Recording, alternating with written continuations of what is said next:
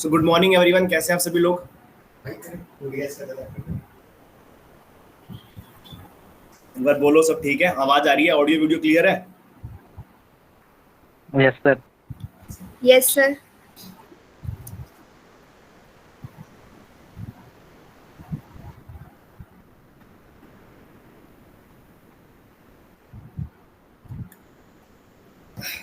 चलो बहुत बढ़िया, ठीक है।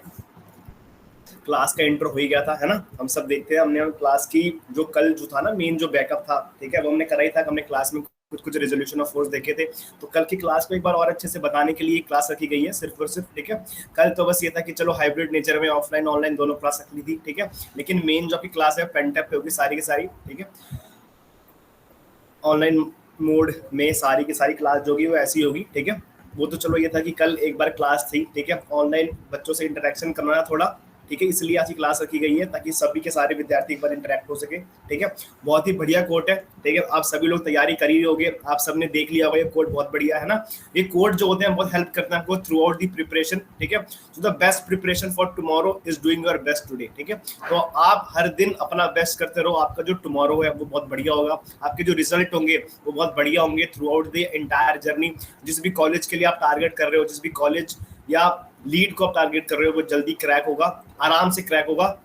So if you are preparing for today, then definitely that tomorrow will be yours. So just you need to invest yourself in the today, ठीक है।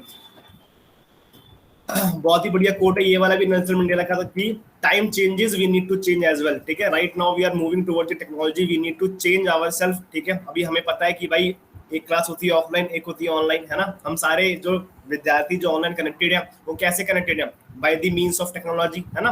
तो अब सारे विद्यार्थी टेक्नोलॉजी के माध्यम से ऑनलाइन कनेक्टेड है, ठीक है। तो बहुत जरूरी होता है कि आपकी जो पढ़ाई हो, ठीक है, वो सारी की सारी एक पैटर्न के अनुसार हो, सारी की सारी जो पढ़ाई है वो एक वे में हो, एक स्ट्रेटेजिक वे में हो, ठीक है। क्योंकि जो कंपटीशन है वो एक अच्छा कंपटीशन होने वाला है, हमें उसको फेस करना है, हमें टारगेट करना है। तो उसका हम ध्यान रखेंगे कि अब जो भी टाइम हम दे रहे हैं अपने आप को, उससे हम एक अच्छा रिजल्ट निकाल सकें, ठीक है। ये मेरा सिलेबस होता है पूरा का पूरा मैकेनिक्स का, ठीक है। मैकेनिक्स में बहुत ही छोटा सिलेबस है, लेकिन काफी अच्छा कंटेंट है, काफी अच्छा कवरेज है जो हर लीड में कवर करता है, ठीक है। ये आपको ध्यान देना है कि आपको सारे के सारे चैप्टर पता हो। आपका हर यूनिट खत्म होने के बाद टेस्ट लिया जाएगा, उस टेस्ट में आपको मार्क्स स्कोर करने हैं, है ना। अपनी गलतियां पता करनी है कि गलतियां कहाँ हो रही है। स्टार्ट करते हैं यूनिट 1 से। तो यूनिट 1 बेसिकली कंसिस्ट करता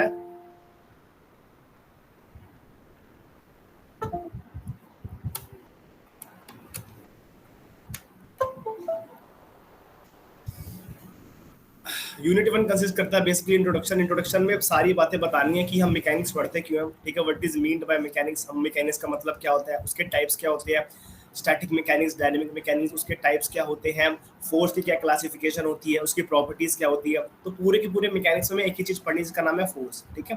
कल आप लोगों ने क्लास भी ली होगी, है ना, सभी विद्यार्थियों ने। तो मैंने फोर्स पे, रिजोल्यूशन ऑफ फोर्स पे बहुत सारे क्वेश्चन कराए थे। तो आज का सेशन भी सिर्फ और सिर्फ फोर्स पे चलने वाला है ना।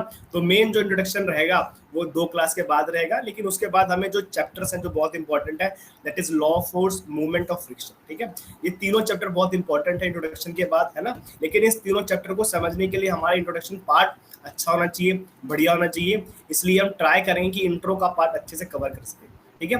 तो लॉ ऑफ फोर्स में क्या देखना होता है? लॉ ऑफ फोर्स का मतलब क्या होता है कि जितने भी फोर्सेस है उसका लॉ, है ना। जैसे मान लो मेरे पास इसमें डिफरेंट डिफरेंट लॉ होते हैं, मैं कोई भी काम करता हूँ तो एक लॉ के बेस पे करता हूँ, है ना। डिफरेंट लॉ एक सेट होते हैं, हमें सारा काम उस लॉ के बेस पे करना होता है। तो यहाँ भी क्या होते हैं, फोर्स के लॉज होते हैं। इसका मतलब सर अगर हमको फोर्स को रिजॉल्व करना है, फोर्स को ब्रेक करना है, तो उस लॉ के अनुसार मुझे उसको ब्रेक करना पड़ेगा, ठीक है। तो लॉ ऑफ फोर्स में सबसे इंपॉर्टेंट हम पढ़ते हैं parallelogram law, triangle law, polygons law, Lami's theorem. Lami's theorem बहुत इंपॉर्टेंट होता है इस पूरे के पूरे चैप्टर में, ठीक है। तो ये सारे थ्योरम हमें पता होना चाहिए। इस सारे थ्योरम पे बेस्ड आपका न्यूमेरिकल क्वेश्चन फ्रेम होता है, थ्योरेटिकल क्वेश्चन फ्रेम होता है, स्टेटमेंट वाइज क्वेश्चन फ्रेम होते हैं। तो ये सारे के सारे जो इंपॉर्टेंट स्टेटमेंट्स है, इस पे न्यूमेरिकल है, इस पे क्वेश्चन पूछ लिए जाते हैं। इसके बाद आता है आपके पास movement. Movement is basically a turning effect of the force. जो भी आपका फोर्स है जो किसी बॉडी को टर्न कर रहा है उसे कहते हैं मूवमेंट, ठीक है। तो मूवमेंट काफी चीजें डिस्कस करनी है, मूवमेंट से काफी सवाल आते हैं। और जनरली एक सवाल तो रेयर है मूवमेंट से कि एक find the movement at a particular point, ठीक है। एक पॉइंट पे मूवमेंट निकालना है, कैसे निकालेंगे बताओ। ठीक है। आप लोगों में बहुत सारे विद्यार्थियों ने पढ़ा भी होगा मैकेनिक्स, तो ऐसा कोई है जिसने फर्स्ट सेमेस्टर सेकंड सेमेस्टर में पढ़ी है पूरी की पूरी मैकेनिक्स?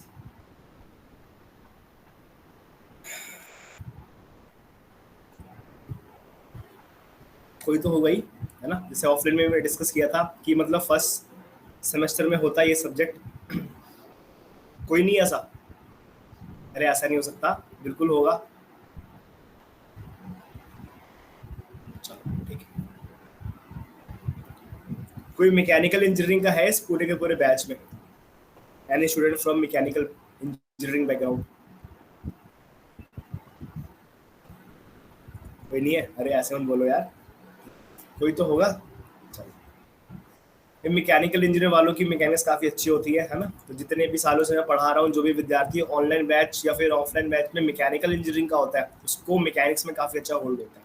ठीक है, चलो बहुत बढ़िया। फिर फ्रिक्शन देखते हैं हम। फ्रिक्शन में दो तरह के फ्रिक्शन होते हैं हमारे पास, ठीक है, स्टैटिक, डायनेमिक।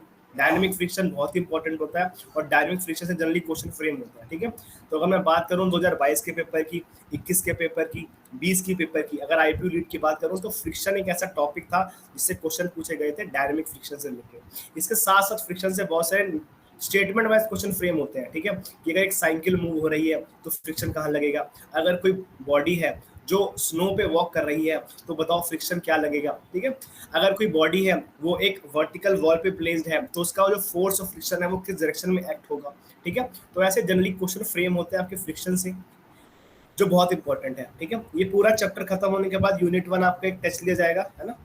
एक टेस्ट, दो टेस्ट, उसमें आप चेक कर सकते हो कि मेरी जो एनालिसिस है, मेरी जो परफॉर्मेंस है वो कितनी है ना। इसके बाद आपके पास आता है लॉज ऑफ मोशन और प्रोजेक्टाइल मोशन। वो the chapters are equally important for the point of view all lead. ठीक है, ऑल लीड के पॉइंट ऑफ व्यू से दोनों चैप्टर बहुत इंपॉर्टेंट है और आईपीयू लीड में पिछले 3 साल से इनका वेटेज काफी अच्छा है। ठीक है, तो laws of motion, projectile motion, ये काफी इंपॉर्टेंट चैप्टर्स है आपके पॉइंट ऑफ व्यू से पेपर के। ठीक है, सेंट्रॉइड मूवमेंट ऑफ इनर्शिया और सिंपल लिफ्टिंग मशीन, ये होता है मेरे पास यूनिट 3। और इस पूरे के पूरे सेक्शन में हम डील करेंगे डिफरेंट बॉडीज। ठीक है, हमारे पास एक बॉडी है, एक पर्टिकुलर बॉडी है रेगुलर, एक इरेगुलर बॉडी है, उसका सेंट्रॉइड पॉइंट कैसे निकालेंगे, उसका मूवमेंट ऑफ इनर्शिया कैसे निकालेंगे। सिंपल लिफ्टिंग मशीन में हमें बहुत सारी मशीन्स पढ़नी होती है, simple screw jack, jib crane, different systems of pulley, first order of pulley, second order of pulley, third order of pulley, तो ये सारा पढ़ते हैं हम सिंपल लिफ्टिंग मशीन में। Simple lifting machine is basically a machine which is used to lift the loads. ठीक है, जैसे मान लो आप सामान लेने जाते हो, ठीक है, तो आपके पास एक बीम बैलेंस होता है, पहले यहाँ पे एक नॉन क्वांटिटी रख दी जाती है और एक अननोन क्वांटिटी रख दी जाती है। ठीक है, और आप कंपेयर करते हो। ठीक है, जब both the quantities are equal तो आप कहते हो कि भाई जो अननोन क्वांटिटी है वो 5 kg की है, वो 10 kg की है, वो 15 kg की है, बेस्ड अपॉन कि आपने नॉन क्वांटिटी क्या रखी है। ठीक है, तो ये सिंपल कंपैरिजन का मेथड है। अब वो सारी मशीन जो ऐसे लोड को लिफ्ट कर सके उसको हम कहते हैं सिंपल लिफ्टिंग मशीन। ठीक है, तो ये सारा का सारा कंटेंट है यूनिट 3 में। उसके बाद आता है आप विद्यार्थियों आपका यूनिट 4। यूनिट 4 बहुत इंपॉर्टेंट है। ठीक है, क्योंकि यूनिट 4 में जनरली पिछले 3 सालों से 3 से 4 क्वेश्चन फ्रेम हो रहे हैं आईपीयू लीड में। ठीक है, वो कौन कौन से सर? पहला आता है स्ट्रेंथ ऑफ मटेरियल और प्रॉपर्टीज ऑफ मटेरियल, दोनों एक ही होता है। इसमें डिफरेंट सेक्शंस पढ़ने होते हैं, जैसे स्ट्रेस स्ट्रेन कर्व हो गया, प्रॉपर्टीज ऑफ मटेरियल हो गया कि बॉडी की या एक मटेरियल उसकी क्या क्या प्रॉपर्टी हो सकती है, इलास्टिसिटी क्या होती है, प्लास्टिसिटी क्या होती है। ठीक है, एक मटेरियल को अगर मैं एक्सटेंड करूं तो कितना एक्सटेंड कर सकता हूं, इसको मैं देखता हूं स्ट्रेस स्ट्रेन कर्व्स में। ठीक है, ऐसा कौन सा मटेरियल है जो बेस्ट इलास्टिक है, कौन सा ऐसा मटेरियल है जो बेस्ट प्लास्टिक है। ठीक है, what is Young's modulus of elasticity, what is Poisson's ratio, ये सारे के सारा जो कंटेंट है इस पर डिस्कस किया आता है। ठीक है, तो आप लोगों से एक छोटी सी रिक्वेस्ट है कि आप सभी के सभी एक बार अपना जो सिलेबस है वो चेक करें कि मेरा सिलेबस क्या है, क्योंकि बहुत सारे विद्यार्थी आईपीयू लीड का पेपर देते हैं। ठीक है, जो मैकेनिक्स पढ़ते हैं। ठीक है, बहुत सारे विद्यार्थी स्लाइड का पेपर देते हैं।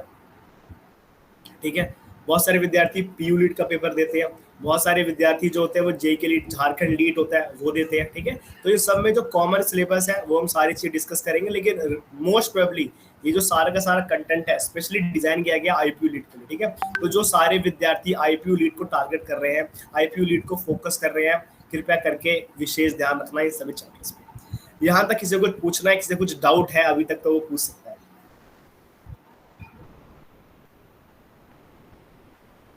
कुछ डाउट नहीं है, सब बढ़िया चकाचक। इस पूरे के पूरे सेशन में आपको बोलने की पूरी आज़ादी रहेगी, है ना। ऐसा नहीं कि आप चुप रहो, तो अपना माइक ओपन करके आप कुछ भी बोल सकते हो।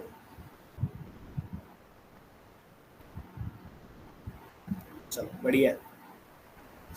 कह रहे सर ये सारी बातें आपने कल बता दी, दोबारा दोबारा बता के हमारा टाइम वेस्ट कर रहे हो, है ना। ये सारी चीज़ जरूरी है विद्यार्थियों, ठीक है, क्योंकि बाद में फिर आप सारी चीज़ें दोबारा पूछोगे, है ना, इसलिए पहले बता दिया जाए तो बढ़िया रहता है। ये पूरा रोड मैप रहने वाला है, चाहे आप मैकेनिक्स पढ़ो, चाहे आप फिजिक्स पढ़ो, चाहे आप मैथ पढ़ो, चाहे आप केमिस्ट्री पढ़ो, चाहे आप रीजनिंग पढ़ो, कोई भी विषय पढ़ो, ये सारे के सारे जो चैप्टर्स हैं वो काफ़ी इंपॉर्टेंट है, ठीक है। पहला जो हमारा टारगेट है कि हम कैसे भी करके सिलेबस कंप्लीट करें, ठीक है, within 50 to 20 class I am able to cover the entire syllabus of mechanics, so it would be easy for you to complete the entire syllabus, ठीक है। मात्र 15 से 20 क्लास में हमारा सिलेबस खत्म हो जाएगा। इसके बाद आपको क्या करना है, सब्जेक्ट को रिवाइज करना है मल्टीपल टाइम्स सब्जेक्ट को रिवाइज करने से मेरा जो कंसेप्ट है वो और अच्छा होगा। डिफरेंट क्वेश्चंस को प्रैक्टिस करो जितने आप कर सकते हो, बुकलेट के माध्यम से, टेक्स्ट बुक के माध्यम से, और डिफरेंट वेबसाइट्स में। आज की डेट में वेबसाइट इतनी हो गई है कि आपको क्वालिटी ऑफ क्वेश्चन मिल जाते हैं अलग अलग वेबसाइट्स पे, ठीक है। तो सारे के सारे जो सॉल्व एग्जाम्पल जिससे आपको एक अप्रोच मिले वो सारे के सारे ट्राई करो, that would be beneficial for you. After that appear for the test series, ये बिल्कुल लास्ट डेट होता है जब एग्जाम के 2 से 3 महीने बचे होते हैं, ताकि मैं चेक कर सकूं कि मैं कितना पानी में हूँ, है ना। तो टेस्ट सीरीज बहुत इंपॉर्टेंट होती है to figure out yourself कि मेरी प्रिपरेशन कितनी अच्छी है या कितनी अच्छी नहीं है ना। उसके बाद टेस्ट को एनालाइज करो, ये बहुत इंपॉर्टेंट होता है। बहुत सारे विद्यार्थी टेस्ट को एनालाइज ही नहीं करते, जिसकी वजह से उनको बाद में बहुत दिक्कत होती है, ठीक है। Test is not all about कि मेरे मार्क्स कितने आ रहे हैं, इसका मतलब ये होता है कि मैं कितना और परफॉर्म कर सकता हूँ, ठीक है। अगर मेरे 20 नंबर आ रहे हैं 30 में से, तो क्या क्यों ना मैं 25 नंबर लाऊं, 28 नंबर लाऊं, 30 नंबर लाऊं अगले टेस्ट में, ठीक है। So that would be the possible case that we need to analyse the test on our own, ठीक है। बहुत बढ़िया। देखो कल हमने बात की थी रिजोल्यूशन ऑफ फोर्स की, ठीक है। सारा का सारा जो कंटेंट है वो सेम रहने वाला है, लेकिन क्योंकि एक अच्छे तरीके से बताना था आप सभी को ऑनलाइन वे में, है ना, पेन टैप पे सारा का सारा कंटेंट होता है वो काफी अच्छा होता है। रिजोल्यूशन ऑफ फोर्स का मतलब क्या होता है कि आपके पास एक फोर्स है, उसने आपको उसको आपने 2 पार्ट्स में डिवाइड कर दिया, ठीक है। देखो क्या होता है ना, जैसे मान लो मेरे पास एक बॉडी है, ठीक है, तो ये मान लो मेरे पास एक बॉडी है, ठीक है। अब इस बॉडी पे नंबर ऑफ फोर्स लग रही है, एक फोर्स ऐसे लग रही है, मान लो एक फोर्स ऐसे लग रही है, एक फोर्स ऐसे लग रही है, एक फोर्स ऐसे लग रही है, एक फोर्स ऐसे लग रही है, एक फोर्स ऐसे लग रही है, ठीक है। तो इन सभी फोर्स का एक रिजल्टेंट फोर्स क्या होगा, ठीक है, what is the resultant of all these forces, ठीक है। तो कोई कहेगा कि सर सबको ऐड कर दो, है ना, लेकिन फोर्स कैसी क्वांटिटी है, force is a vector quantity, ठीक है। So we need to add in a certain manner, हम ऐसे नहीं कर सकते कि सबको हमने जोड़ दिया, ठीक है। हम फोर्स को हमेशा 2 डायरेक्शन में जोड़ते हैं, force along X axis and force along Y axis, ठीक है। तो इस बॉडी पे नंबर ऑफ फोर्स लग रही है, तो उसका रिजल्टेंट फोर्स होगा जिसे हम कहते हैं आर, ठीक है, दैट इज रिजल्टेंट फोर्स। लेकिन सर इस रिजल्टेंट फोर्स को निकालो कैसे, how we can calculate the resultant force. The resultant force is calculated by number of ways that will be discussed in chapter 2, that is law of force, ठीक है। यहाँ पे हमें देखना है कि सर फोर्स को मैं 2 पार्ट्स में ब्रेक कैसे कर सकता हूँ, ठीक है। So a resolution of force is basically splitting a particular force in 2 directions, ठीक है। तो एक फोर्स को बस मैं 2 कंपोनेंट्स में ब्रेक कर दूं, that is our objective, that is the aim of the entire topic, ठीक है। इस पूरे टॉपिक का जो ऑब्जेक्टिव है वो यही है कि मैं फोर्स को 2 पार्ट्स में कैसे ब्रेक करूं। सर 2 पार्ट्स में कैसे, देखो मान लो क्या है, मेरे पास ये एक्स एक्सिस होती है, मुझे पता है, और ये क्या होती है, वाई एक्सिस, ठीक है। अब आपके पास एक फोर्स है जो मान लो डायगोनली लग रही है, ठीक है, ऐसे, ठीक है, दैट इज फोर्स, ठीक है। अब इस फोर्स का कितना कंट्रीब्यूशन होगा एक्स के अलाउंग, कितना फोर्स होगा वाई के along, that is the resolution of force, ठीक है। इसे हम पढ़ते हैं रिजोल्यूशन ऑफ फोर्स के माध्यम से। अब सर ऐसा जरूरी क्यों है, फोर्स को आपने 2 पार्ट से ब्रेक ही क्यों किया, क्योंकि विद्यार्थियों अगर मान लो कोई फोर्स एक एंगल पे इंक्लाइंड है तो आप इसको ऐड ही नहीं कर सकते। आप हमेशा फोर्स को या तो एक्स के अलाउंग या तो वाई के अलाउंग ऐड कर सकते हो, because force is a vector quantity और ये वेक्टरली ऐड होती है, ठीक है। तो वेक्टर एडिशन को सिंप्लीफाई करने के लिए मैंने फोर्स को एक्स के अलाउंग और फोर्स को वाई के अलाउंग रिजॉल्व कर दिया, बस इतना समझ में आया। कुछ पूछना है यहाँ तक, ऑल क्लियर? अगर सब क्लियर है यस तो एक सर। बार यार थम्स अप कर दो, ठीक है। थम्स अप का आता होगा यार, एक बार क्लैप कर दो बढ़िया तरीके से, ताकि मैं चेक कर सकूं कि सबका इंटरेक्शन है कि नहीं।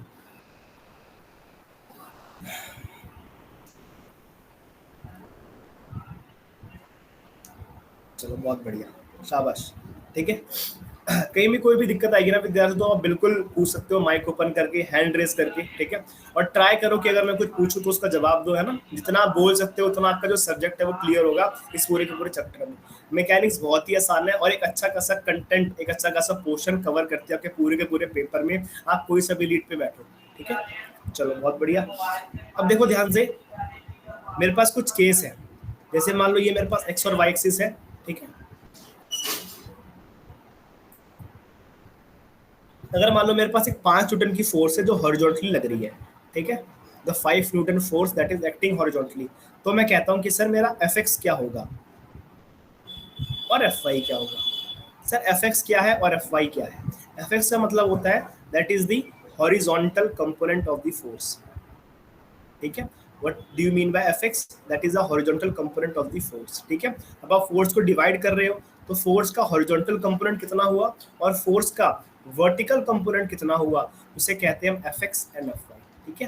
तो ये हमें निकालना है पूरे के पूरे चैप्टर में, पूरी की पूरी मैकेनिक्स में, बस ये डील करना है। What do you mean by F X, what do you mean by F Y, ठीक है। तो एफ एक्स का मतलब होता है कि सारी की सारी फोर्स हॉरिजॉन्टली कितनी लग रही है, सारी की सारी फोर्स वर्टिकली कितनी लग रही है, that is the horizontal and the vertical force that we have. अब ध्यान दो यहाँ पे, इस पूरी की पूरी सिस्टम में, इस क्वेश्चन नंबर 1 में मेरे पास कौन सी फोर्स है, एफ एक्स की वैल्यू क्या होगी, बताओ एफ एक्स की वैल्यू क्या होगी इस पूरे के पूरे क्वेश्चन में, बोल दो क्या होगी सिद्धार्थ। सिद्धार्थ रोनी कुछ कहना चाह रहे हैं। 5 न्यूटन से 5 न्यूटन, बहुत बढ़िया। अगर इस पूरे सिस्टम में कहूँ कि वर्टिकल फोर्स क्या होगा भाई, what do you mean by F Y, ये क्या हो सर जाएगा। इसमें एंगल नहीं बन रहा तो ये 0 हो जाएगा। बहुत बढ़िया, एंगल नहीं बन रहा और यहाँ पे मुझे पता है कि वर्टिकल में तो कोई फोर्स ही नहीं है, ठीक है। तो वर्टिकल फोर्स कितना हो गया, 0 हो गया। या फिर आप ऐसा करते हो, चलो मैं डिस्कस करूंगा कि इस वर्टिकल फोर्स और हॉरिजॉन्टल फोर्स में 90 डिग्री का एंगल बन रहा है, ठीक है। तो आपने क्या किया, इसको रिजॉल्व कर दिया, ठीक है। तो रिजॉल्व करोगे तब इसकी वैल्यू क्या होगी, 0 ही आएगी, ठीक है। चलो बहुत बढ़िया, शाबाश। अब एक ऐसी केस क्वेश्चन नंबर 2 लेता हूँ मैं, ठीक है। क्वेश्चन नंबर 2 में क्या है, मान लो मेरे पास एक एक्स और वाई एक्सिस है, ठीक है। अब मैंने क्या किया, फोर्स को अप्लाई किया सिर्फ और सिर्फ वाई के अलावा। So I have applied a force that is 10 Newton acting in the y direction। इसका मतलब क्या है सर, कि जो मेरे पास समेशन ऑफ एफ एक्स है इसकी वैल्यू क्या होगी, 0, और समेशन ऑफ वर्टिकल फोर्स है इसकी वैल्यू कितनी होगी, 10। इसका मतलब है सर कि horizontal component of the force is 0 and the vertical component of the force is 10 Newton. ऐसा क्यों हो रहा है, क्योंकि सारी की सारी फोर्स वाई के अलोंग लग रही है। ऐसा क्यों हो रहा है, सारी की सारी फोर्स एक्स के अलोंग लग रही है, ठीक है। तो ये दो एक्सट्रीम केस होते हैं जो हमें पढ़ने हैं, है ना, जो बहुत ही आसान होते हैं। कि अगर फोर्स एक्स के अलोंग लगे तो वो सारी फोर्स एफ एक्स हो जाएगी, अगर फोर्स वाई के अलोंग लगे तो वो सारी फोर्स एफ वाई हो जाएगी। बहुत ही आसान भाषा में समझाया मैंने, है ना। लेकिन अब क्या होता है, जैसे आप लोगों ने कल पढ़ा भी होगा कि अगर मान लो भाई मेरी जो फोर्स है, ठीक है, ये क्या है, एक्स के अलोंग भी करनी है और वाई के अलोंग भी करनी है। मतलब मेरी जो फोर्स है वो क्या हो, एक एंगल पे इंक्लाइंड हो,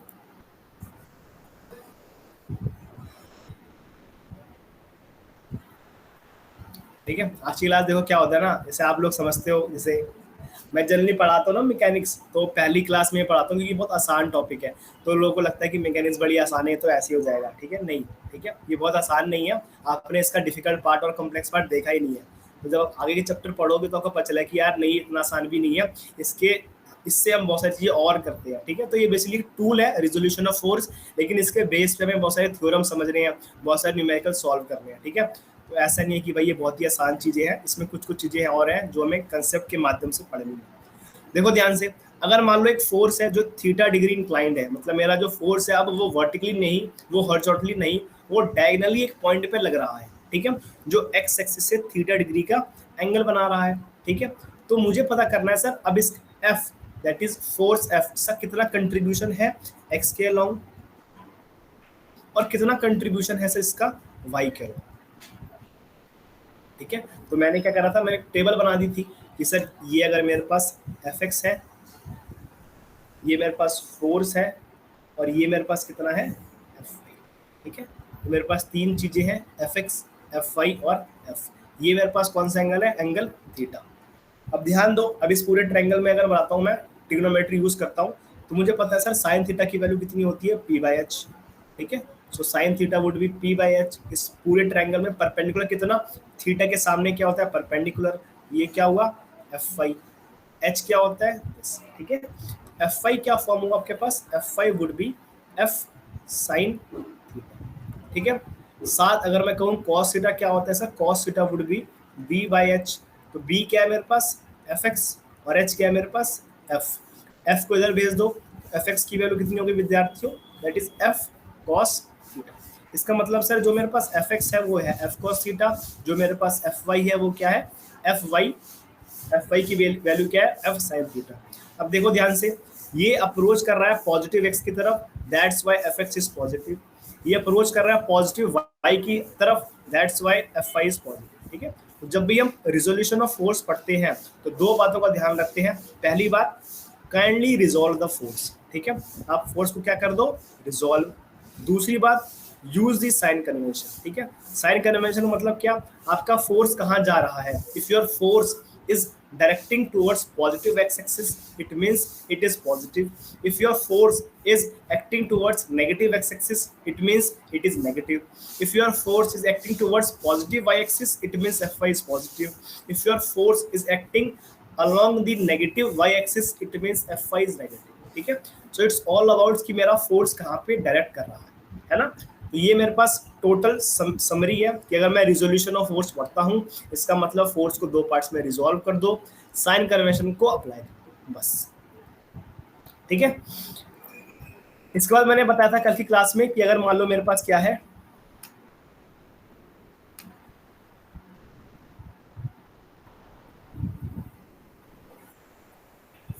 ठीक है, ये मेरे पास सिस्टम है, ये मान लो मेरे पास फोर्स है एफ।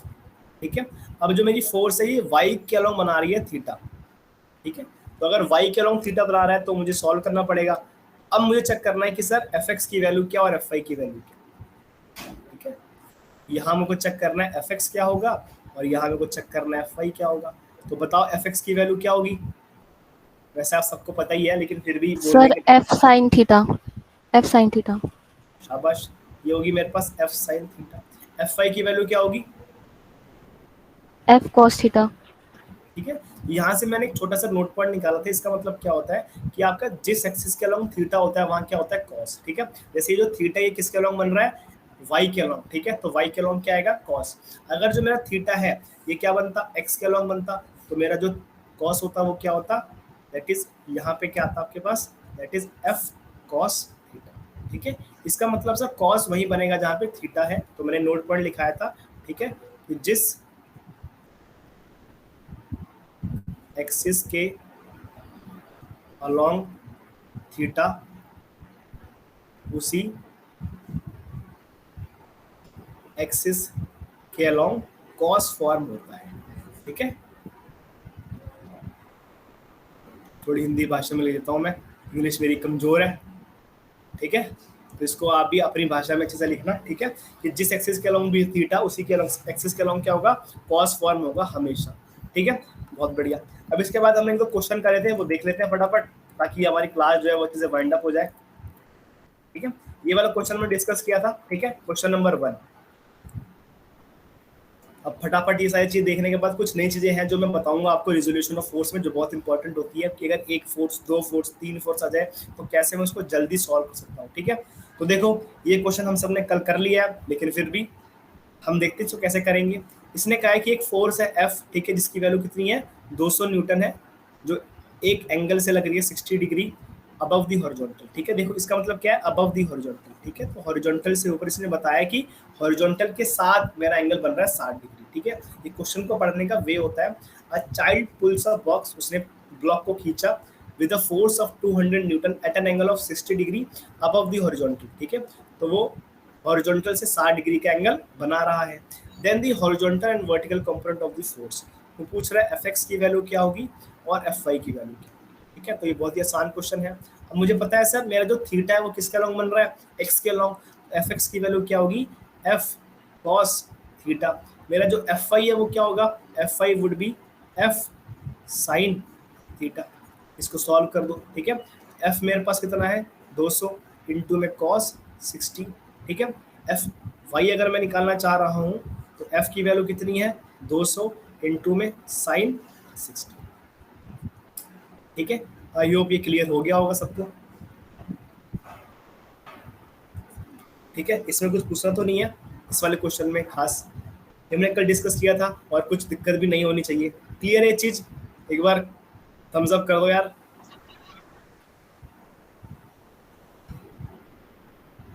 शाबाश, बहुत बढ़िया, चलो शाबाश शाबाश, बहुत बढ़िया, ठीक है। सेम ये वाला क्वेश्चन भी है, ठीक है। एक फोर्स है, a force is 60 degree inclined to the horizontal, एक फोर्स है जो 60 डिग्री इंक्लाइंड है टू दी हॉरिजॉन्टल, ठीक है। तो देखो ये जो लाइन है इसका मतलब क्या है ना कि मेरा जो एंगल है ना 60 डिग्री ये हॉरिजॉन्टल से बन रहा है, ठीक है। जब क्वेश्चन पढ़ते हैं ना तो पता चलता है कि जो मेरा एंगल है वो कहाँ से फॉर्म हो रहा है, ठीक है। तो ये मान लो मेरे पास एक्सिस है, एक्स एक्सिस और वाई एक्सिस, मान लो मेरे पास एक फोर्स है जिसकी वैल्यू पता चलेगी। अब हॉरिजॉन्टल से मेरे पास एंगल बन रहा है 60 डिग्री, ठीक है। So from the horizontal we are making an angle of 60 degree if the rectangular component in the horizontal direction is 50 newton. तो यहाँ पे इसने एफ एक्स की वैल्यू दे दी है कितनी, दैट इज 50। ये पूछ रहा है find the vertical component of the force, ये पूछ रहा है एफ वाई की वैल्यू क्या होनी चाहिए। ये बहुत ही आसान क्वेश्चन है, ठीक है। क्यों सर, एफ एक्स की वैल्यू क्या होती है सर, एफ एक्स की वैल्यू होगी एफ कॉस थीटा, ठीक है। अब इसने एफ एक्स दिया हुआ है 50, ठीक है। एफ की वैल्यू मैं निकाल लूंगा और कॉस 60 मुझे पता है कितना होता है 1/2। यहाँ पे फोर्स की वैल्यू कितनी आई सर 100 न्यूटन, ठीक है। ये मेरे पास क्या आ गया 100 न्यूटन। तो सर अब यहाँ से एफ एक्स आ गया है तो एफ वाई भी निकाल लूंगा। एफ वाई की वैल्यू क्या होती है sir, that is F sine theta. अब आपका फोर्स कितना है, your force is 100, what is sine theta, that is sine 60, ठीक है। ये मेरे पास कितना आया, दैट इज 50√, ठीक है। द वैल्यू ऑफ √3 इज 1.71, जो करीब कितनी आएगी 87 न्यूटन के करीब, ठीक है। So value of would be 87 Newton, ठीक है। तो ये सारी चीज जो हमने थी कल क्लास में डिस्कस करी थी, एक बार और ब्रीफ में बता दिया, ठीक है। सेम वो क्या पूछ सकता है, वो आपको एफ वाई की वैल्यू दे देगा कुछ भी और पूछेगा कि बताओ एफ एक्स क्या है, ठीक है। तो जनरली अभी तक हमने जितने क्वेश्चन किए वो आपको एक कंपोनेंट दे देगा, पूछेगा फोर्स की वैल्यू क्या है, पूछेगा एफ वाई क्या है, ठीक है। सेम वो कहीं कहीं पूछता है कि बताओ एंगल, तो चलो इसने दे दिया है, ठीक है। चलो फिर एंगल तो पूछेगा, ठीक है। ये काफी अच्छा क्वेश्चन था, है ना। इसमें लिखा है if two force 5 Newton each, तो मेरे पास दो फोर्स है जो कैसी हैं, एक्स के अलोंग भी कितनी है 5 और वाई के अलोंग भी कितनी है, ठीक है। जब भी देखो ऐसा होता है ना कि F X is 5, F Y is also of same force, ठीक है। तो उसका रिजल्टेंट बेसिकली क्या होता है 5√2, क्योंकि हमने पढ़ा है पाइथागोरस थ्योरम में if two sides are same then the hypotenuse would be, जो फोर्स उसको √2 से मल्टीप्लाई कर दो, है ना। ये होता है वैसे, लेकिन फिर भी हम देख लेते हैं कैसे करते हैं। A two force of 5 Newton each are acting x and y axis, then the magnitude and the direction of the resultant force। इसका मतलब क्या है, अभी मैं एक फोर्स दे रहा था रिजल्टेंट फोर्स, उसको दो पार्ट में ब्रेक कर रहा था, एफ एक्स और एफ वाई के अलोंग। अब मैं क्या कर रहा हूँ, अब मैं एक्स के अलोंग फोर्स दे रहा हूँ और वाई के अलोंग फोर्स दे रहा हूँ और आप इससे पूछ रहे हैं बताओ रिजल्टेंट क्या है, ठीक है। तो ये बहुत आसान है, देखो एफ एक्स की वैल्यू दी होगी आपको 5 न्यूटन, एफ वाई की वैल्यू दी हुई आपको पास 5, ठीक है। तो मैं क्या निकालूंगा, मैं निकालूंगा रिजल्टेंट फोर्स, ठीक है। ये हो गया मेरे पास रिजल्टेंट फोर्स। अब सर एंगल कहाँ से ले, एक्स से ले या वाई से ले, सवाल आता है ना आपका, तो बताओ कहाँ से लेना चाहिए। सर कहीं से भी ले सकते हैं, बस वो चेंज हो जाएगा साइन और कॉस का, ठीक है। देखो वैसे सेम है, ठीक है, तो कहीं से भी ले लो, ठीक है। तो मैं थीटा ले लेता हूँ यहाँ से, that is theta would be there, ठीक है। अब देखो मुझे पता है tan थीटा की वैल्यू कितनी होती है sir, tan theta would B p/b, ठीक है, that is perpendicular by base, ठीक है। तो परपेंडिकुलर कितना है मेरे पास एफ वाई और बेस कितना है मेरे पास एफ एक्स। एफ वाई की वैल्यू हो गई 5 न्यूटन और एफ एक्स की वैल्यू भी कितनी हो गई 5 न्यूटन, ठीक है। तो दोनों कट गया, सो tan थीटा वुड बी 1। अगर tan थीटा 1 है इसका मतलब थीटा की वैल्यू क्या आ गई सर π/, ठीक है। और हमें पता है कि सर अगर फोर्स है 5 न्यूटन की जो एक्स और वाई के अलोंग है तो वो बी से काटता हुआ जाएगा, that is 45 degree would be the, ठीक है। I hope it is clear to everyone. अब पूछ रहा है कि सर बताओ रिजल्टेंट क्या है, तो रिजल्टेंट निकाल लेंगे सर, ठीक है। रिजल्टेंट का मतलब क्या है सर, अगर मुझे एफ एक्स पता है एफ वाई पता है तो रिजल्टेंट निकालो, ठीक है। एफ एक्स की वैल्यू मुझे पता है, that is F cos theta. F x है सर 5, एफ की वैल्यू मेरे को निकालनी है, इनटू में कॉस 45, कॉस 45 की वैल्यू होती है 1/√2, तो मेरे पास एफ की वैल्यू कितनी आएगी 5√2। ठीक है, वैसे ये बहुत ही न्यूमेरिकल तरीके से बताया गया था। अगर कोई भी क्वेश्चन है, मतलब अगर आप पढ़ रहे हो अच्छी तरीके से, ठीक है, तो आपको पता होना चाहिए कि अगर आपका बेस x है, y भी x है, तो आपका जो हाइपोटेन्यूज होगा वो क्या होगा x टाइम्स ऑफ √2। ठीक है, ये आपने बहुत छोटी सी क्लास में पढ़ा है, यदि two sides are same then the hypotenuse would be √2 times of that side. ठीक है, तो अगर दो साइड सेम है तो आपका हाइपोटेन्यूज क्या हो जाएगा √2 टाइम्स हो जाएगा उस एक साइड के। ठीक है, तो x √2 उसका आंसर हो जाएगा, तो 5√2 वुड बी द आंसर। अब सर एंगल कैसे पता करें, एंगल निकाल लो भाई, tan theta would B f5/fx, that is 1, इसका आंसर आएगा, तो थीटा वुड बी π/। ठीक है, बहुत बढ़िया।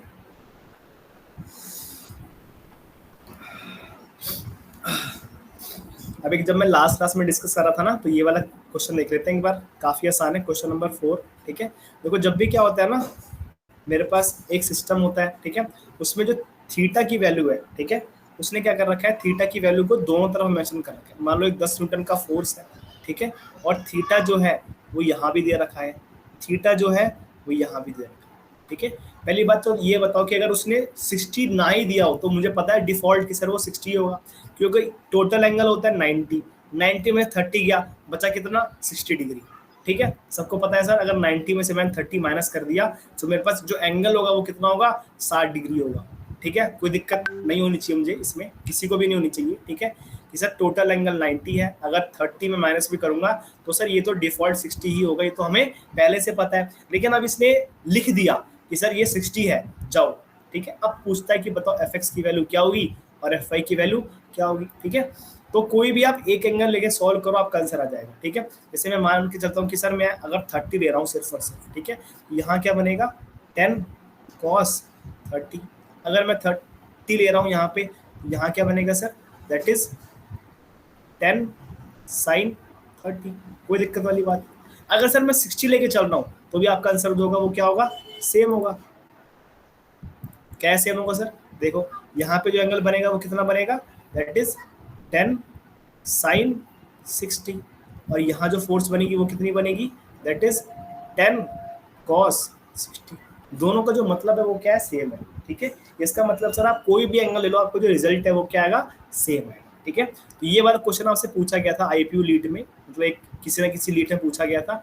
इसमें दोनों एंगल गिवन थे और दोनों एंगल से मुझे बताना था कि बताओ रिजल्टेंट में एफ एक्स की वैल्यू और एफ वाई की वैल्यू क्या होगी। ठीक है, तो बहुत ही आसान क्वेश्चन है आपके लिए। चलो ठीक है,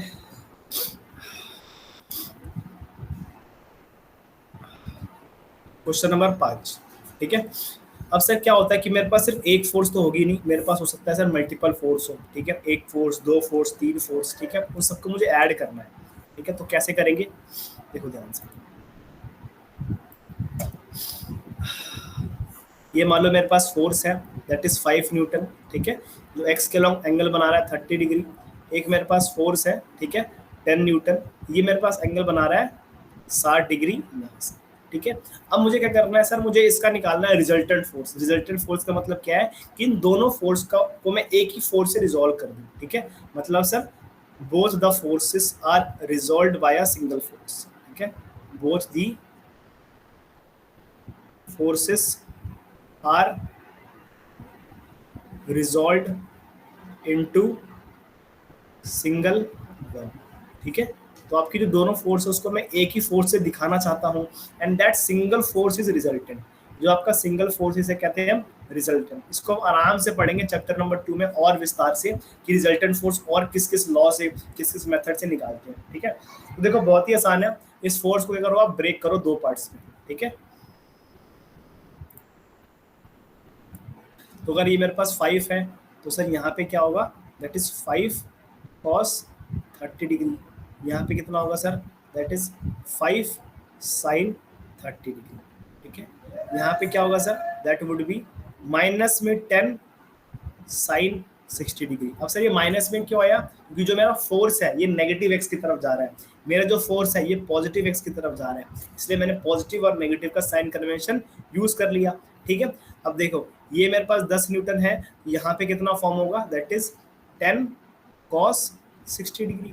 अब देखो ये भी प्लस है और ये भी प्लस है, क्योंकि both the forces are acting in the Y direction in the positive Y. ठीक है, तो मुझे कुछ नहीं करना, अगर मैं लिखता हूँ पॉजिटिव एफ एक्स, तो पॉजिटिव एफ एक्स क्या हो जाएगा sir, that is 5 cos 30 plus में माइनस में 10 साइन टाइम्स ऑफ 60, इसको मैं सॉल्व कर लूंगा। सेम अगर मैं कहता हूँ summation of F Y, sir summation of F I क्या होगा, summation of F I would be plus में 5 साइन 30 प्लस में 10 टाइम्स ऑफ कॉस 60। ठीक है, इन दोनों को मैं ऐड कर दूंगा, मेरा आंसर आ जाएगा। अब जो ही मेरे पास आंसर आएगा वो आएगा। अब सर ये तो क्या करा आपने, इस फोर्स को एक्स के लॉन्ग और वाई के लॉन्ग रिजॉल्व कर दिया, ये दिखेगा कैसे, कैसे दिखेगा, देखो ये मान लो मेरे पास समेशन ऑफ हॉरिजॉन्टल फोर्स है अलोंग एक्स, ये मेरे पास क्या है summation of vertical force along, ठीक है, तो ये मेरे पास एफ एक्स है और ये मेरे पास एफ वाई है। अब सर इसका रिजल्टेंट कहाँ बनेगा, ठीक है, तो इसका रिजल्टेंट बनता है बिल्कुल इसके डायगोनल से। ठीक है, ये हम पढ़ेंगे आराम से कि इसका रिजल्टेंट क्या होगा, इसका एंगल क्या होगा। ठीक है, इन दी पॉलीगन्स लॉ। ठीक है, पॉलीगन्स लॉ ये कहता है कि जितनी फोर्स है सबको रिजॉल्व कर दो एक्स के लॉन्ग वाई के लॉन्ग और एक रिजल्टेंट दिखा दो। ठीक है, तो ये पॉलीगन्स लॉ ही है, लेकिन अभी हमें क्या चेक करना है कि बताओ इसका एफ एक्स क्या होगा और इसका एफ वाई क्या होगा। ठीक है, जल्दी आ गया क्या है, चलो एक मिनट रुको।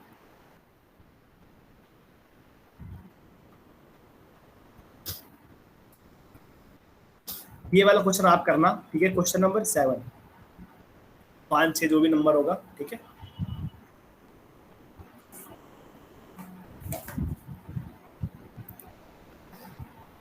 अब मेरे पास क्या है, 3 फोर्स है। ठीक है, ये मान लो मेरे पास एक फोर्स है दैट इज 10 न्यूटन। ठीक है, एंगल बना रही है कितना 30 डिग्री। ठीक है, ये मान लो मेरे पास एक फोर्स है, इसकी वैल्यू कितनी है 20 न्यूटन, ये एंगल बना रही है कितनी 60 डिग्री। ठीक है, और एक फोर्स है मेरे पास अलोंग नेगेटिव वाई एक्सिस। ठीक है, दैट इज 30 न्यूटन। अब मुझे बताना है कि सर इसका समेशन ऑफ एफ एक्स क्या होगा और समेशन ऑफ एफ वाई क्या होगा, बताओ एक बार। What is the value of F X and what is the value. ठीक है, 1 मिनट का समय दिया आप सभी लोगों को। ठीक है, काइंडली सॉल्व।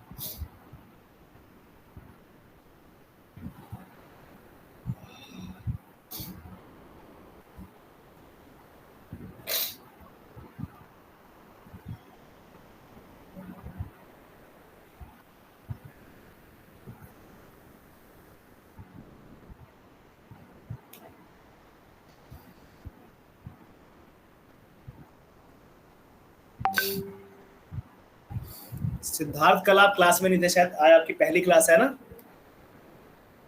हाँ सर पहली क्लास। समझ में आ रहा है, कोई दिक्कत। हाँ तो थोड़ा थोड़ा समझ आ रहा है।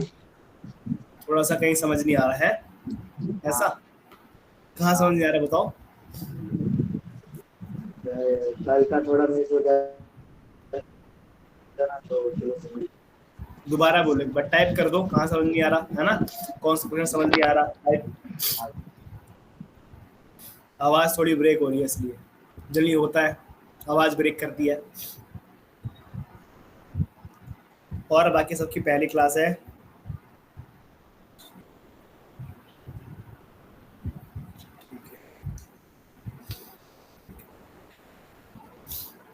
तो आप सभी फाइनल ईयर में होंगे, कोई भी ड्रॉप भी ले रहा है, सब फाइनल ईयर के लग रहे हैं मुझे सारे के सारे। ऐसा तो कोई नहीं है नहीं जो ड्रॉप ले रहा है प्रॉपर, ऐसा होता है कभी कभार। जॉब भी कर रहा है ड्रॉप भी ले रहा है, तो उसकी स्ट्रैटेजी थोड़ी अलग होती है ना, वो अलग तरीके से पड़ता है। यस सर, मैंने ड्रॉप ले रखा है और जॉब भी कर रहा हूँ मैं। चलो बढ़िया, बहुत बढ़िया दिवाकर, है ना। तो आपकी थोड़ी स्ट्रैटेजी अलग होगी, है ना, कि आप 5 दिन वर्क करोगे, फिर यस सर। क्लास थोड़ी क्लास भी छूट जाए तो रिकॉर्डिंग देखना है ना। तो बस ये ध्यान रखना है कि जब जो क्लास हो रही है ना तो सिंक में रखना है, ऐसा नहीं कि क्लास छोड़ गई हम रिकॉर्डिंग बाद में देखेंगे और वो फिर पाइल अप हो रहा है तो दिक्कत देती है। ठीक है, कल भी सर मेरे जॉब के टाइम पे मैंने देखा था, लेकिन रिकॉर्डिंग बाद में देखा था। हाँ चलो ठीक है। अरे लास्ट क्लास अटेंड नहीं करी इसका मतलब क्या, लास्ट क्लास में वही हुआ है जो आज कराया है, बिल्कुल कोई दिक्कत वाली बात ही नहीं है। अभी तक बिल्कुल बेसिक चीज चल रही है, जिस एक्सिस के अलॉन्ग थीटा है वहाँ कॉस है, बस उसको ऐड कर दो। ठीक है सिद्धार्थ, कुछ करना ही नहीं है। ठीक है राजीव रंजन का आया answer, F x would be -5√3 और एफ आई वुड बी -15। ठीक है, तो ये दो बातें हैं जो आई है यहाँ पे, एक बार इसको देखते हैं। देखो भाई ध्यान से, summation of F x. Siddharth एक बार देखो क्या कर रहा हूँ मैं। ठीक है, मेरे पास जो फोर्स है उसको रिजॉल्व कर दो आप आराम से। ठीक है, तो ये मेरे पास फोर्स है, इसको आप रिजॉल्व कर दो यहाँ पे। ये कितना होगा 10 cos 30 डिग्री। ठीक है, इसको आप रिजॉल्व कर दो। अभी मैं सिर्फ एक्स के अलॉन्ग की बात कर रहा हूँ। ठीक है, तो इसको आप रिजॉल्व कर दो। तो बताओ सिद्धार्थ यहाँ पे क्या बनेगा। ठीक है, नेहा का आंसर आया एफ आई वुड बी 15। ठीक है, देख लेते हैं एक बार, +15 है -15 है। बताओ सिद्धार्थ यहाँ पे क्या आएगा, 20 cos या 20 sin। 20 cos। cos क्यों आएगा भाई, sin आएगा। जो cos वहां आता है ना, जो आपका थीटा फॉर्म होता है। देखो ये मेरे पास थीटा है ना, ये x के साथ बन रहा है, इसलिए यहाँ पे cos आ गया। ये मेरे पास जो थीटा ये y के अलॉन्ग बन रहा है, तो y के अलॉन्ग cos आएगा। ठीक है, जिस एक्सिस के अलॉन्ग थीटा होता है वहाँ cos आता है। सिंपल सा रीजन है, सिंपल सा क्वेश्चन है, सिंपल सा नोट है। ठीक है, तो देखो यहाँ पे जो मेरा थीटा, कोई थीटा बन ही नहीं रहा, यहाँ पे क्या आएगा 20 sin। अगर मैं कैलकुलेट करूँ समेशन ऑफ एफ एक्स, मतलब टोटल मेरे पास हॉरिजॉन्टल फोर्स क्या थी, तो क्या थी सर, एक तो थी मेरे पास प्लस में 10 cos 30 डिग्री, और सर ये वाली फोर्स थी एक, that is plus times of minus में 20 साइन टाइम्स ऑफ 60। ठीक है, अब सर cos 30 की वैल्यू कितनी होती है, the value of cos 30 would be √3/2। ठीक है, बहुत बढ़िया।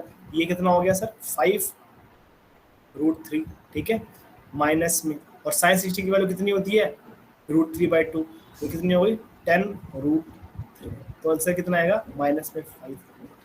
अच्छा मुझे बताओ, इस पूरे एफ में क्या 30 न्यूटन का कुछ कंट्रीब्यूशन है। सर कोई कंट्रीब्यूशन नहीं है। शाबाश, ठीक है। देखो इस पूरे के पूरे एफ में ये जो मेरे पास 30 न्यूटन का कंट्रीब्यूशन है वो 0 है। क्यों, क्योंकि ये सिर्फ और सिर्फ y के अलॉन्ग लग रहा है। ठीक है, अगर फोर्स y के अलॉन्ग लगे, इसका मतलब x के अलॉन्ग तो लेने की जरूरत ही नहीं। ठीक है, तो वो सारी फोर्स जो y के अलॉन्ग लगे उसको y के अलॉन्ग ही लेना है। ठीक है, वो सारी फोर्स x के अलॉन्ग लगे उसको x के अलॉन्ग ही लेना है। ठीक है, तो ऐसा नहीं करना कि हाँ भाई कोई फोर्स y के अलॉन्ग लग रही है इसको भी रिजॉल्व करे जा रहे हैं, 30 cos 30 sin ऐसा कर रहे हैं ना भाई। जो y के अलॉन्ग लग रही है उसको उसी के अलॉन्ग रहने दो। ठीक है, बहुत बढ़िया। अब हम करेंगे समेशन ऑफ एफ। ठीक है, तो समेशन ऑफ एफ आई कैसे करेंगे, ये मेरे पास 10 है, तो यहाँ पे कितना बनेगा बताओ सिद्धार्थ, 10 साइन आएगा 10 कॉस आएगा।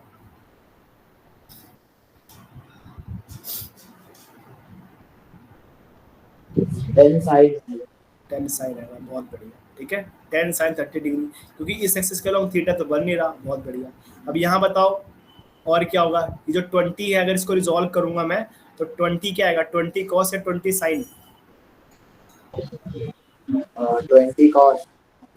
20 cos 60 डिग्री। ठीक है, क्योंकि अब जो मेरा थीटा है वो क्या हो रहा है, वाई के अलॉन्ग बन रहा है, तो ये क्या आएगा cos, इन दोनों को ऐड कर दो। ठीक है, तो मैंने ऐड कर दिया, that is 20 cos 60 degree plus में 10 sin 30 डिग्री प्लस में, अब जो मेरे पास फोर्स है ये वाली ऐड करूंगा, दैट इज F3। वो कितनी है सर, माइनस में 30 न्यूटन। ठीक है, cos 60 की वैल्यू कितनी होती है सर, cos 60 की वैल्यू होती है 1/2, तो ये कितना हो गया 10 प्लस में साइन 30 कितना होता है सर, साइन 30 होता है 1/2, तो ये कितना हो गया 5 माइनस में 30, तो आंसर कितना आ रहा है -15। ठीक है, तो दोनों फोर्स क्या आ रहे हैं, नेगेटिव आ रहे हैं। इसका मतलब सर जो मेरे पास एफ एक्स और एफ आई होंगे वो कैसे बनेंगे,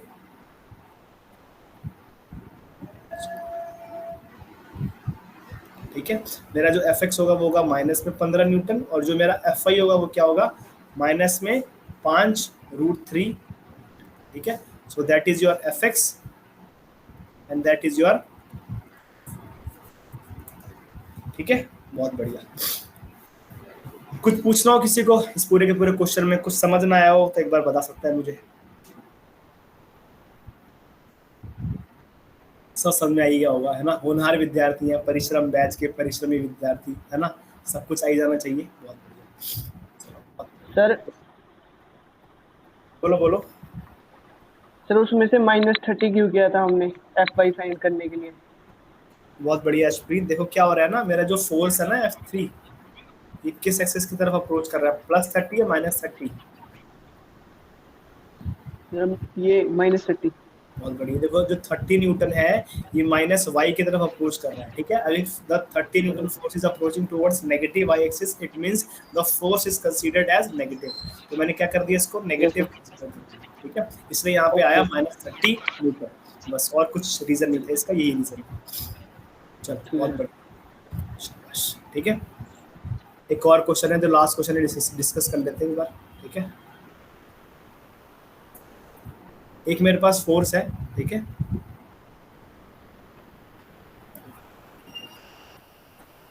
दैट इज 5 न्यूटन, एक सेम इस डायरेक्शन में है 10 न्यूटन, ठीक है, और एक मेरे पास फोर्स है 20 न्यूटन, ठीक है, ये एंगल बना रही है 30 डिग्री, ठीक है, और एक मेरे पास फोर्स है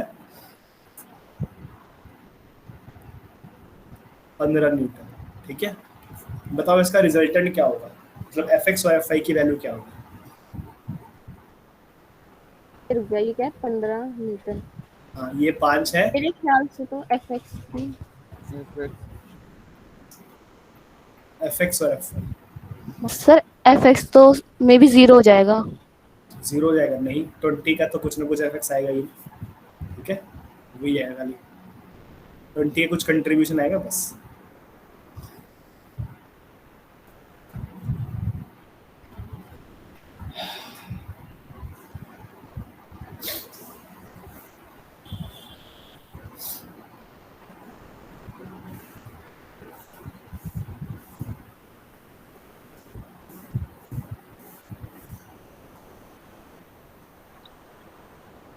सर Fx 10√3 हो जाएगा शायद। ठीक है, 10√3 नहीं, Fx सिर्फ 10 होगा, Fy होगा 10√3,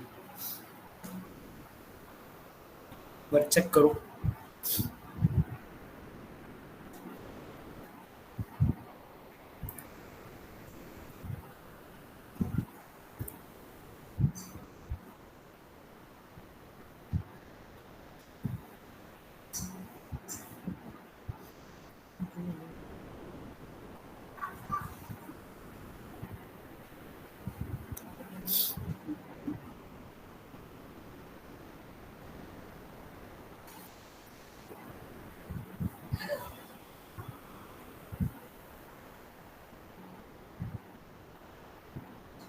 चलो आ गया, एक बार चेक करता हूँ मैसेज में। सर Fy आ रहा है 10 न्यूटन का। चेक कर लेता हूँ एक बार।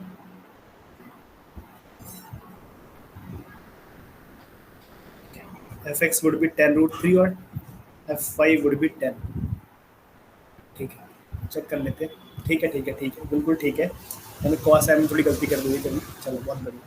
अब देखो मेरे पास ये दो फोर्स है 10 न्यूटन और 5 न्यूटन, ये कहाँ लग रही है, पॉजिटिव एक्स एक्सिस में 15 न्यूटन, ठीक है, और नेगेटिव एक्स में क्या लग रही है, नेगेटिव एक्स के अलावा, ठीक है, नेगेटिव एक्स के अलावा लग रही है माइनस में 15 न्यूटन, ठीक है। तो मुझे पता है सर ये प्लस का 15 न्यूटन और ये माइनस का 15 न्यूटन आपस में क्या हो जाएगा, 0, ठीक है, मुझे पता ही है। तो बचा क्या आपके पास, सिर्फ और सिर्फ 20 बचा, ठीक है। तो समेशन ऑफ Fx में क्या ध्यान रखना है, summation of Fx would be 20 cos 30 degree, ठीक है। तो cos 30 की वैल्यू कितनी होती है, दैट इज √3/2, ठीक है, ये क्या जाएगा 10√3, ठीक है, बिल्कुल ठीक है, बिल्कुल ठीक था, मैंने थोड़ी गलती कर रखी थी, मुझे लगा मेरा जो एंगल है वो y के अलोंग बन रहा है, ठीक है। Fy would be 20 sin 30 degree, 30 की वैल्यू क्या होती है 1/2, तो मेरे पास आंसर क्या आएगा 1/2, ठीक है। तो बहुत बार क्या होता है, देखो इस पूरे के पूरे क्वेश्चन में ना मेरे पास मल्टीपल फोर्स लग रही थी, लेकिन मल्टीपल फोर्स का जो रिजल्टेंट था वो 0 था, है ना।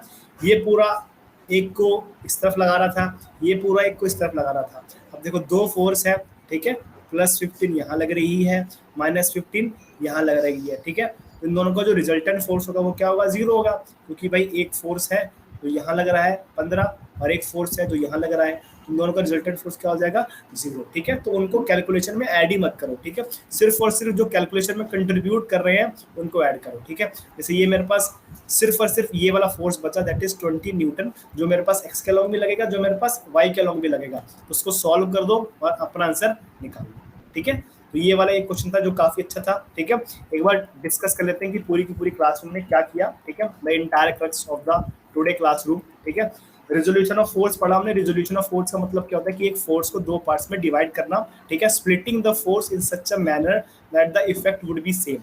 अब कल एक बच्चे ने डिस्कस किया था कि सर इफेक्ट का मतलब ये होता है क्या कि यही वाला फोर्स यहाँ भी है, यही वाला फोर्स यहाँ भी है, ठीक है, मतलब अगर 10 न्यूटन का फोर्स है तो उसको मैं स्प्लिट कैसे कर रहा हूँ।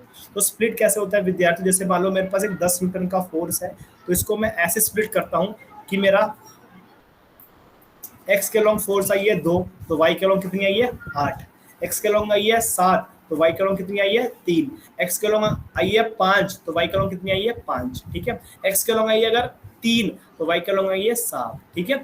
इस तरह से डिवाइड करते हैं कि फोर्स का जो इफेक्ट है वो सेम है, ठीक है, कि ऐसा नहीं है कि अगर मान लो ये 7 न्यूटन है, ठीक है, और 5 न्यूटन है, सॉरी, ठीक है, अलग होता है थोड़ा, ठीक है, ये 7 न्यूटन है, ठीक है, और ये 3 न्यूटन है, जो भी मेरे पास आया, ठीक है। तो इन तीनों को मैंने इस तरह, दोनों को मैंने इस तरह से बांटा कि ऐसे आपको टोटल 10 न्यूटन दे रहा है, ठीक है। इसका मतलब ये नहीं कि यहाँ पे एक्स के लॉन्ग भी 10 न्यूटन होगा और वाई के लॉन्ग भी 10 न्यूटन होगा, ठीक है। तो बस मैं उस फोर्स को स्प्लिट कर रहा हूँ, ठीक है, इस तरह से कि उसका इफेक्ट सेम हो, ठीक है। मतलब अगर मैं 7 को और 3 को दोबारा जोड़ूं तो उसका जो रिजल्टेंट है वो क्या आएगा 10 ही आएगा, ठीक है। तो बस मैं उसको अपने एक फोर्स को 2 पार्ट्स में डिवाइड कर रहा हूँ इस तरह से कि उसका जो इफेक्ट है वो सेम हो, ठीक है। मतलब 10 न्यूटन का एक्स के लॉन्ग कितना कंट्रीब्यूशन, 10 न्यूटन का वाई के लॉन्ग कितना कंट्रीब्यूशन, इसको मैंने मार्क कर दिया। इसका मतलब ये नहीं है कि 10 न्यूटन का फोर्स एक्स के लॉन्ग भी उतना ही है, 10 न्यूटन का फोर्स वाई के लॉन्ग भी उतना है, ऐसा नहीं होता। इसका मतलब ये कि बस मैं उस फोर्स को 2 पार्ट्स में स्प्लिट कर रहा हूँ, ठीक है, बहुत बढ़िया। सेम इसी का एक अपोजिट है कि मेरे पास मान लो नंबर ऑफ फोर्स दे रखे हो, उसका मेरे को रिजल्टेंट निकालना हो, उसे कहते हैं रिजल्टेंट ऑफ द फोर्स। इसका मतलब ये है कि आपके पास 10 फोर्स है, उन 10 फोर्स को आपको ऐड करके, वेक्टरली ऐड करके आपको उसका निकालना है resultant, that is the resultant force. The meaning of the resultant force कि एक बॉडी पे नंबर ऑफ फोर्स लग रहे हैं, उन सभी फोर्सेस को मैं एक सिंगल फोर्स से रिप्रेजेंट कर दूं, that is the resultant force, ठीक है। सो इसे हम पढ़ते हैं रिजोल्यूशन ऑफ फोर्स में, बहुत बढ़िया, ठीक है। अब देखो ध्यान से, मेरे जो फोर्स है अगर एक्स के अलॉन्ग है और वाई के अलॉन्ग है, सिर्फ एक्स के अलॉन्ग है तो वही हो जाएगा आपका एफ एक्स, सिर्फ वाई के अलॉन्ग है तो वो क्या हो जाएगा आपके पास F Y, that is vertical force, ठीक है। कुछ सवाल से करने से पहले ये बात ध्यान रखना, ये स्लाइड काफी इंपॉर्टेंट है कि जिस भी एक्सिस के अलॉन्ग थीटा होता है वो हमेशा कॉस फॉर्म होता है। अगर मेरा जो थीटा है वो एक्स के अलॉन्ग फॉर्म हो रहा है तो जो एक्स के अलॉन्ग का होगा वो होगा कॉस। अगर मेरा थीटा वाई के अलॉन्ग फॉर्म कर रहा है तो जो वर्टिकल कंपोनेंट होगा वो होगा कॉस, ठीक है। ये कुछ सवाल थे जो हमने किए, ठीक है। फोर्स हमेशा ध्यान रखना कि वो हमेशा मेंशन करेगा कि मेरा जो एंगल है वो कहाँ से बन रहा है, एंगल हॉरिजॉन्टल से बन रहा है या फिर एंगल वर्टिकल से बन रहा है। लेकिन मेजॉरिटी ऑफ द केसेस आपका जो एंगल है वो हमेशा हॉरिजॉन्टल से ही बनेगा, ठीक है। So a force of 60 degree is creating from X axis, ठीक है। तो ये मैंने क्वेश्चन देखिए, इस क्वेश्चन को भी मैंने देखा कि मेरे पास फोर्स है एक्स के अलॉन्ग गिवन है, वाई के अलॉन्ग फोर्स निकालनी है, ठीक है। तो एक्स के अलॉन्ग जो फोर्स है उसको रिजॉल्व कर दो एफ कॉस थीटा से, दोनों को इक्वेट कर दो, आपके पास एफ आ जाएगा, कॉरेस्पॉन्डिंग टू दैट आप उससे एफ वाई निकाल सकते हो, ठीक है, बहुत बढ़िया। ये क्वेश्चन भी काफी अच्छा था, लेकिन इस क्वेश्चन को मैं डायरेक्ट 10 सेकंड में सॉल्व कर सकता हूँ विद दिस टेक्निक, ठीक है। ये अगर दो साइड x है तो दोनों का जो रिजल्टेंट होगा वो क्या होगा साइड इनटू √2, बहुत बढ़िया, ठीक है। दो केस में अगर आपके पास एंगल जो है वो अलग अलग हो जाए तो आप हमेशा एक ही एंगल को कंसीडर करें, या तो आप 30 ले या तो आप 60 ले, ठीक है। दोनों से जो आंसर होगा वो क्या होगा सेम आएगा, ठीक है। ये क्वेश्चन मैं टेस्ट सीरीज में ऐड करता हूँ जनरली, तो ये क्वेश्चन टेस्ट सीरीज के लिए है जो पेपर में या टेस्ट में आपसे पूछा जाएगा, ठीक है। अगर मान लो मेरे पास एक से बढ़ के अब 2 फोर्स ऐड हो गई तो बेसिकली क्या करना है, मुझे उस दोनों फोर्स को ऐड करना है, ठीक है। तो यहाँ पे मेरे पास 5 न्यूटन का फोर्स भी था और 10 का फोर्स भी था, तो उन दोनों को मैंने रिजॉल्व किया पहले और फिर मैं उसको ऐड कर रहा हूँ, ठीक है। देखो इसको ऐड करने का मतलब क्या होता है, हम इसको वेक्टरली ऐड भी कर सकते हैं कि दोनों को मैं वेक्टरली ऐड कर रहा हूँ, लेकिन वो थोड़ा टफ पड़ता है। रिजॉल्व करके ऐड करना क्या होता है, हमारे को आसान पड़ता है, इसलिए हम क्या करते हैं हमेशा फोर्स को पहले रिजॉल्व करते हैं, फिर उसको ऐड करते हैं और फिर उसका रिजल्टेंट निकालते हैं, ठीक है। तो ये मेरे पास 5 क्वेश्चन हो गए, बढ़िया चकाचक। इस क्वेश्चन में बता रहा था कि अगर मेरे पास कोई फोर्स है जो सिर्फ और सिर्फ y के अलोंग लग रहा है तो उसका x में कोई कंट्रीब्यूशन नहीं आएगा, ठीक है। सेम अगर कोई फोर्स है जो x के अलोंग लग रहा है उसका y के अलोंग कोई कंट्रीब्यूशन नहीं आएगा, ठीक है। So that is all about resolution of force. If you have any question, any doubts, then you can ask in this class. That is all about from my side in this class. जो हमने कल पढ़ा था वो सारा का सारा मैंने कवर अप कर दिया। आपको कुछ लगता है कि सर कुछ क्वेश्चन और ऐड कराने चाहिए थे, कुछ इन्हेंसमेंट, कुछ थ्योरी पार्ट लिखने का समय बढ़ना चाहिए था, वो सारी की सारी चीज़ें आप अभी डिस्कस कर लो, पहली क्लास है, क्योंकि फिर अगली क्लास से मैं उसी पेस पे उसी रफ्तार से चलूँगा। सब बढ़िया है सर यहाँ पे जो 0 हुआ है वो अगर ना होता तो? हाँ, अगर 0 नहीं होता तो आप उस fx और fy को उसको fx में ऐड करते, ठीक है। जैसे मान लो 20 cos था तो आप उसको ऐड करते, दैट इज 5 प्लस में 10 माइनस में, अगर मान लो 15 नहीं होता, मान लो 10 होता तो आप उसको लिख देते। अभी यह -15 है, ठीक है, तो लिख दो उसको। अभी तो क्या था कि वो दिख रहा था कि भाई ऐसे सब्ट्रैक्ट कर रहा है इसलिए मैंने लिखा ही नहीं, ठीक है। तो अगर वो कुछ ऐसा करता है तो उसको आप मेंशन कर दो।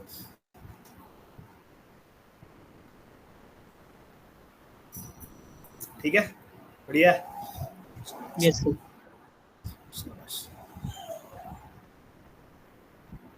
अब हम अगली जो वीक होगा, ठीक है, यस, एक तो ये कि आज मैंने 2 ही पढ़ाया ना, ठीक है, इसकी एक पूरे के पूरे जो नोट्स है ना वो आपके ऐप पे शेयर करूंगा। आपका एक ऐप पे ना वो बनेगा, ठीक है, मतलब जो भी एनरोल करोगे तो जितना भी क्लास नोट्स है वो सारा का सारा मैं उस ऐप पे डालूंगा, ठीक है। तो क्लास के तुरंत बाद उस नोट सेक्शन को चेक करना, ठीक है। जो भी मैंने पढ़ाया है, अगर आप लिखने में थोड़ा पीछे हो गए हो या सुंदर नहीं लिख पा रहे, ठीक है, तो आप उस नोट सेक्शन में जाना, उसमें मैं सारे नोट्स अपने पूरे क्लास के चेक करता हूँ, ठीक है। प्रीवियस ईयर भी ऐसा है कि प्रीवियस ईयर मैंने जितनी क्लास ली है सबके नोट्स अपलोड कर रहे हैं। तो अगर कोई विद्यार्थी को ऐसा लगता है कि सर अभी बस मैं 2 घंटा से सुनना चाहता हूँ, प्रैक्टिस करना चाहता हूँ, बाद में मैं सब फेयर डाउन करूंगा, तो आप वो भी कर सकते हो, ठीक है। ऐसा नहीं कि अभी क्लास में आप लिख भी रहे हो, जवाब भी दे रहे हो, ठीक है, और थोड़ा हो जाता है कभी कभार। तो अगर कोई ऐसे चाहता है, थोड़ा धीरे है, तो आराम से उस नोट सेक्शन को चेक कर सकता है। मैं वो सारे के सारे नोट्स में अपलोड करता हूँ। आपका असाइनमेंट सेक्शन, PYQ सेक्शन सब ऐप पे बनेगा, तो वो सारी की सारी चीजें आप चेक कर सकते हो, ठीक है। कुछ पूछना नहीं हो तो ठीक है। That is all about from my side. Thank you for joining.